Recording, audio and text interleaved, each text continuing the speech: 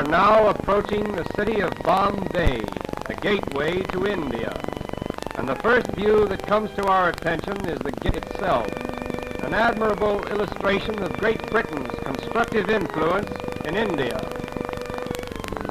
Bombay is the second largest city of India and one of the chief seaports of the Orient. It has a mixed population of over 1 million people, representing practically every race and creed in the world. A panorama of its waterfront has all the evidence of a modern and up-to-date metropolis. The Taj Mahal Hotel. This hotel is unquestionably the most pretentious one in India.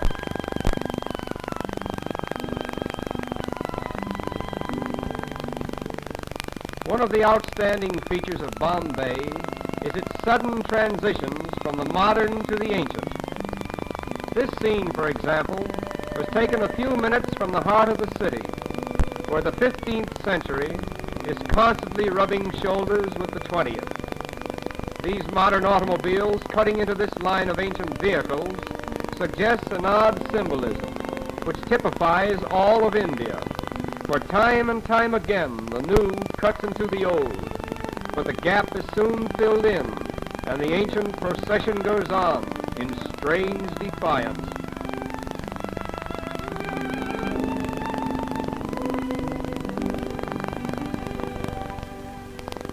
At the famous race course in Bombay, we are again transported into another world, for here is gathered representatives of every nationality, creed, and color.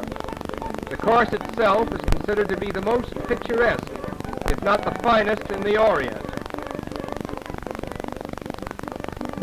We were particularly interested in the costumes worn by the Parsi women. The Parsis are in reality the descendants of exiled Persians. The entire Parsi population now numbers 50,000, most of whom are residents of Bombay. They are regarded as the wealthiest class in India, and they are obviously the most progressive. Owing to its central position between the East and the West, no city can show a greater variety of type than Bombay. Here we find gathered Parsi merchants, Arab traders, Afghans and Sikhs, Chinese, Japanese, Malays, Americans, British, all part of the cosmopolitan crowd so characteristic of Bombay. Not far from the Ray fishing village, just a short distance from Bombay. This quaint little habitation seems to have no connection with the mainland, and life in general appears to be carried on quite apart from the outside world.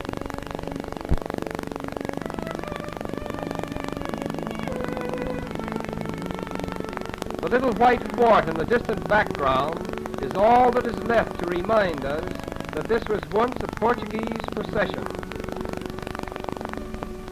All the people who live here are engaged in the fish industry. As strange as it may seem, many of them are strict vegetarians and therefore will not eat fish of any kind. This is just one of the many oddities connected with religion in India. Even in this peaceful little village, there is a rigid system of caste. Here we find two attractive young ladies of the proud fisherfolk class. The dress each is wearing is called a sari. It is a one-piece garment which unwinds to about 8 yards in length. Look closely at these young ladies, and you will see a round dot in the center of their foreheads. This dot, which is usually made of red paint, signifies that the wearer is married or eligible for marriage. The flower pot before which they are standing contains the sacred tulsi plant, an emblem of virtue, which is worshipped exclusively by Indian girls. The story goes that a certain virtuous maiden named Tulsi was changed into a plant just as she was about to be assaulted by a demon. Thus the Tulsi plant became a shrine of chastity for virtuous Indian women. The chief occupation for the women of this village is in drying and preparing the fish which is caught by the men. The method for treating the fish is to first soak them in salt and then lay them out on the sun-baked ground. When they are thoroughly dried, they are tied in small bundles and sent to market. These women are treating a smaller species of shrimp, which is swept about in this manner until it is sufficiently salted and dried. It is then used in preparing the famous Indian curry.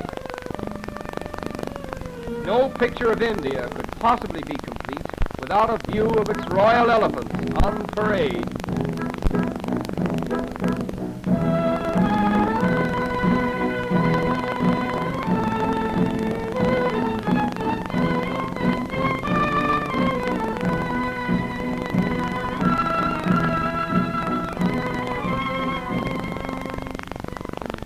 Here we are reminded of the wealth of the Indies and the splendor of the days that used to be. This is just a rare and special occasion staged by one of the wealthy Maharajas at a grand social event. The headpieces worn by these elephants are made of solid gold and are studded with magnificent jewels. But now our journey is coming to an end. We will take one last look at Bombay before we draw our visit to a close. To the observing tourist, this view is more than just a picture. It is Bombay, the gateway to India. Through it flows the commerce of an empire. Great commercial houses, stately public buildings, and educational institutions flank its broad thoroughfares. A vast net of railways converge here from every state in India, and a steamship route diverges to the ends of the earth. Such has been the first constructive imprint of Western civilization upon this much talked of and generally misunderstood country. So our journey ends. We bid farewell to Bombay, the gateway to India.